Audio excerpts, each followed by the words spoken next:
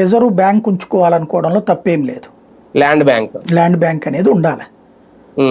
అందులో ఈ ఏరియాలో ఇప్పటికే కోట్లలో వాల్యూస్ ఉన్నాయి.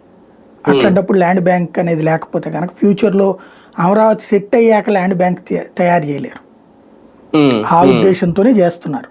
అది భూములకి మన భూములకి తేడా ఉంది కదా సార్. హైదరాబాద్ లో భూములకి మన భూములకి తేడా లేదా? ఎప్పుడు వచ్చినాయి ఆ రేటు అంటే బేసిక్ గా ఒకటి ఇవాళ అక్కడ అదేదో ఈ గడత ఫార్మాసిటీ అని లేకపోతే కొత్తగా హబ్ అని అయ్యని అని అంటున్నారు. దానికి భూ సమీకరణ అన్నప్పుడల్లా తలనొప్పి అవుతుంది. అక్కడ ఊరి చివరిని ఎక్కడికో పోతున్నారు మళ్ళీ 100 కిలోమీటర్లు 150 కిలోమీటర్ల రేంజ్లోకి. దగ్గరికి 50 కిలోమీటర్లకు తక్కువ లేదు అక్కడ. శంషాబాద్ ఎక్కడ హైదరాబాద్, ఎక్కడ శంషాబాద్ ఇంటర్నేషనల్ ఎయిర్పోర్ట్కి అక్కడెక్కడో తీసుకున్నారు. అట్లాగే ఎక్కడో తీసుకోవాలి ప్రతిదానికి.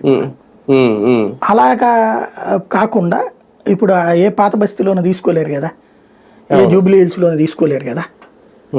కాబట్టి అక్కడ ఇబ్బంది అయ్యింది.